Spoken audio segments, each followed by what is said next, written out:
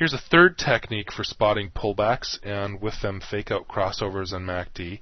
And I would bet dollars to donuts, as the saying goes. You've probably never seen this before. I've actually invented this for myself within the last 6 months, and I've had some pretty good success using this technique, and I just wanted to share that with you. What we're talking about here is stacking two different settings for MACD, one on top of the other. We're going to use a longer period setting MACD, and the example I have for you is the period setting 40, 80, 10, which again, remembering our theory, means the difference between a 40 and an 80 exponential moving average. And on the second panel, we'll use a more conventional default setting of 12, 26, 9.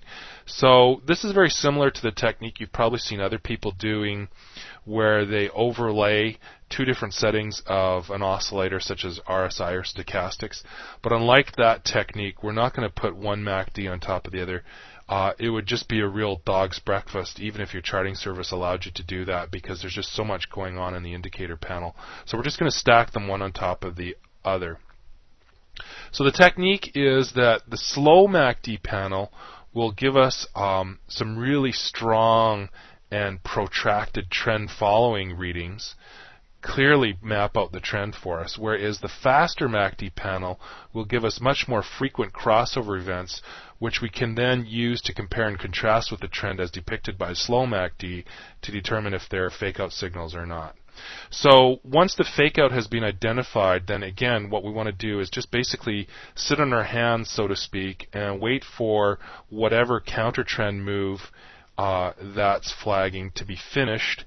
The most important being a continuation crossover back in line with the trend depicted in this case by the slow setting MACD. So let's look at a chart example now. Alright, so this is what it looks like. The middle panel being the slow setting MACD, the 40, 80, 10 setting, and the bottom panel being a conventional 12, 26, 9 MACD. So let's just read these guys off of each other and see if we can get some good clues as to what's going on in the market with the various crossover events. So the first one we want to take note of is this bullish crossover on the fast MACD down here, coming at the end of this bottom reversal pattern, most clearly evidenced by this sharp spinning top pattern, and you would have had a supply trendline break here as well. But fast MAC, I'm going to call it fast MAC and slow MAC just for convenience. It gives us the first crossover, and of course the slower setting gives us the same signal but later, just because it's a bit more of a lagging indicator. So between these two crossovers and price punching up and through this exponential moving average, this purple line here, together with some other signals we could have cobbled together, we see the beginning of an uptrend. Now, the first thing we see after that is a bearish crossover on fast MAC. But all we have to do to put that in context is look at the behavior of slow MAC. There's really good, solid, clear, bullish angle and separation going on all the way through here. There's no hint of a reversal to the downside on this panel MACD, and so what we're looking for again is a good signal that this down move is finished, which comes both in the form of support on the exponential moving average and this bullish continuation crossover on fast MAC. We then get another bearish crossover over here, and it's the same story. We're still trending up on the slow setting MACD. We don't really have a super strong reversal pattern. It almost looks like a 1, 2, 3 top unfolding, but this EMA is holding price and providing support. So again, we don't see this uptrend reversing anytime.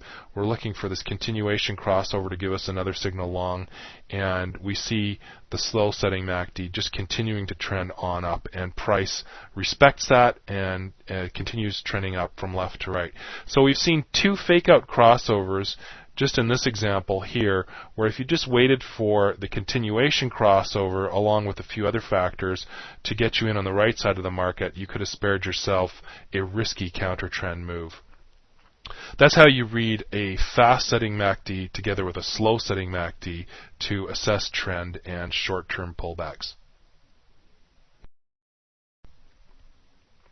So now we're going to delve even more deeply into the realm of the practical and look at some very specific strategies for trading the resolution of a pullback. And by resolution, of course, we mean just getting back in line with the trend. So we've flagged the crossover, we've identified is it a fake out, and now we're going to wait for the confluence of signals to either buy the dip or sell the rally. The first step is to look for some type of strategic support or resistance level that could put the brakes on the counter trend move, and this could include daily pivots, Fibonacci levels, trend lines, and so forth. So the second step then is to look for entry signals on preferably 2 or more time frames, which could include a continuation crossover on MACD on the same time frame as we've already seen in the previous examples, a trendline break validated by MACD, some type of moving average crossover either on the same time frame or on a lower time frame, or else just a good old-fashioned confluence of indicator signals on the lower time frame. So what we're going to do now is provide chart examples for each of these 5 different entry signal approaches. This example kind of reinforces a previous one where we're waiting for a continuation crossover on MACD to get us back in line with the trend after a pullback. So let's just basically go from left to right and kind of read what's going on in this chart across the broader time frame.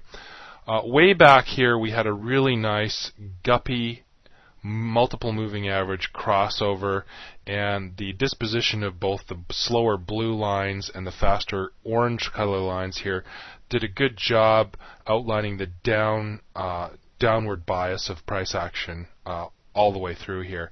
As well, we had both sets of moving averages crossing through the 200 period EMA, which is this gold colored line here, and then it started sloping down as well. We got to a point where we had positive divergence on MACD to price, which signaled the onset of this counter trend rally. We had a trendline break, and in fact this was actually a pretty good little example of how effective Tom DeMark style trendline projections are, because even though this was counter trend, it was fulfilled literally to the pip. So you can do that if you feel comfortable or you're experienced, or you can just quite simply play it safe and wait for this business to get out of the way before you get back online with the trend. So the other thing that we see happening here is that by the time this counter trend rally finishes, the fast group of guppy moving averages kind of pokes its head into the slower group, but doesn't cross through here the same way it did over here. This was very bearish over here because the fast group of moving averages clearly punched right through from top to underneath. But here we're not getting the inverse of that. The fast lines are just coming up, touching the slow, and then they start to curl back down. And as that sort of unfolds, we see this bearish continuation crossover on MACD, kind of outlining the opportunity to get back in line on the short side with the trend. So again, I don't have the various lower level time frames included here, but I just did some quick calculations and determined that I could have gotten short on this pair at the 2.3416 level, and the maximum low that was achieved was 2.3278, which was a move with maximum potential for up to 138 pips. Now, will you always get the maximum potential? No, you probably never will. But if you're getting 60 to 70% of the move, you're probably doing pretty darn good. So that would have given you probably around about 80 to 90 pips potentially. And of course, you could have really done a good job monitoring that trade by virtue of this positive divergence of MACD to price. I didn't mark that in, but there is one playing out here. If you're not familiar with divergence, don't worry about it. We're going to get into that in a later module. But nonetheless, this continuation crossover on MACD helped us to identify the opportunity to get back in on the short side, which is really where you want it to be, really where the least risk and most pips profit potential was. So that's how we can use continuation crossovers to our advantage.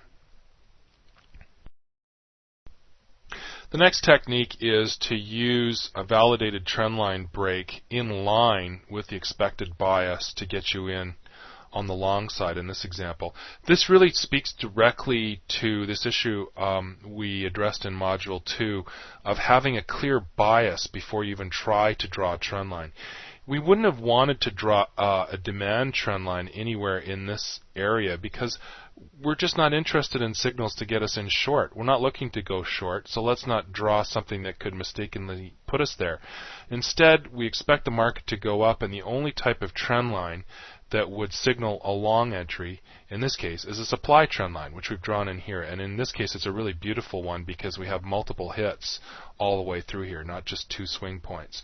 So at the end of this bottom reversal here, the fast moving averages cleared the 200 moving average and the slow moving averages, and we got a fake out crossover from MACD. We were able to flag that as a fake out because it was running contrary to all of our moving averages and price action itself.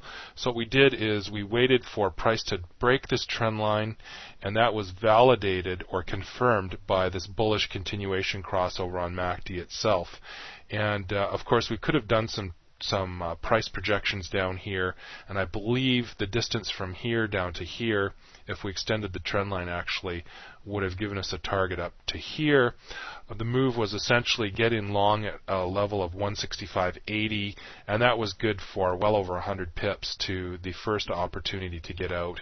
And in fact, if we read over here on the right-hand side of the chart, this uptrend just kept going and going and going. So it would have been worth probably well over 200 pips before all was said and done. So reading a validated trendline break in line with the expected bias would have been a really smart thing to do in this example. So trendline breaks are our friend when we're looking for the resolution of a pullback move. Here's a really nifty technique that you can use alongside continuation crossovers to just help confirm that entry point. What we have here, we'll just read it from left to right. The gold line being the 200 EMA, the blue line being the 100 EMA, and then this fast little whippersnapper hugging the price action really closely up top here, this orange line being the 10 EMA, which we've stacked on top of the 2 usual lines. So we see positive angle and separation between the trend lines, confirming a really solid uptrend in progress, which is undeterred even after this very sudden unwinding here, culminating in a hammer. Even after punching through the 100-period moving average, price did not take this moving average down anywhere close to the 200 EMA. So we didn't have real convincing proof of a downtrend ensuing. And what we did is we saw this bearish crossover in MACD in context, and we concluded it was a fake out. So again, we're looking for the down move to finish, to turn the other direction. That candle gave us the first clue. The bullish continuation crossover in MACD gave us a second clue. And then a third opportunity, or a third signal to cobble together here, is when this 10 EMA punched down through, just slightly through the 100 EMA. It then turned the corner and came right back up. And so what you want to do in this case is wait for just the barest number of closes after the 2 lines intersect to confirm you're getting some angle and separation opening up here between the 10 and the 100. And that, of course, did happen as the market continued to trend ever higher. So what I did is I said, okay, let's get in at the open of this candle, which gave us just enough room to confirm this gold cross here. And that was a price of 94.51. And if we were somehow able to project this level here of 96.98, that was a run that was good for a maximum potential of 247 pips. So again, if you even just nailed 60 to 70% of this thing, that was, around about 150 pips, whether using price projections or indicator readings at other time frames and so forth. So a really nice opportunity here, and you got to ask yourself, where's the opportunity for me? Is it to grab a small piece of this guy here, the short-lived counter trend run, or is it to get a big chunk of this continuation up? Well, it's pretty obvious where the money is in this kind of trending market. So that's how you can use an EMA crossover on the same time frame to help you give yet another signal as to trading the resolution of a pullback move. Here what we do is we're taking the example we looked at in the last slide, which was a 4-hour chart. This should look familiar to you. And we're going to put that side by side with a 15-minute chart to improve our precision, our timing, and our entry point by drilling down lower. And I really like this example a lot. It just perfectly encapsulates the power of multiple time frame analysis and getting a setup on one level but then drilling down lower and lower once you're sure which way the market is going to get a good entry point. So remember I said that we had a long entry point of 94.51 using this gold cross on the 4-hour chart. What we've got here on the 15-minute chart, a pair of lines, a 10-period and a 40-period EMA. Now this is on the 15-minute, so a 10-period EMA on the 15-minute is not going to look like a 10-period EMA on the 4-hour chart, of course. They have nothing in common aside from name and how they're constructed, but they're not, of course, the same lines at all. So in this case, the fast line is the blue 10 EMA, and the slow line is the gold 40 EMA. And it's the same basic technique, though, to grab the entry point. Incidentally, we saw a gold cross on, a bullish crossover on MACD back here. I didn't circle that, but that helped us think long. But then after just enough closes to confirm this gold cross on the two moving averages, that gave us the opportunity round about here for an entry point of 93.45. So that's better than the first entry opportunity on the 4-hour chart to the tune of about just a little over 100 pips. Again, just demonstrating the power of drilling down to get your entry point. So that's how you can use EMA crossovers on two time frames. A crossover about to unfold on a higher time frame, and as you see that coming together, drill down and get your actual entry point on the lower level time frame. Here's another way we can grab an entry signal after the resolution of a counter trend and a fake out on MACD on a higher level. We can just basically pull together compatible signals from a number of different indicator groups to signal a long entry. Let's just say that we were looking for a long, we had reason to go long based on our analysis of higher level time frames. So here we see just a really profound lining up of long signals.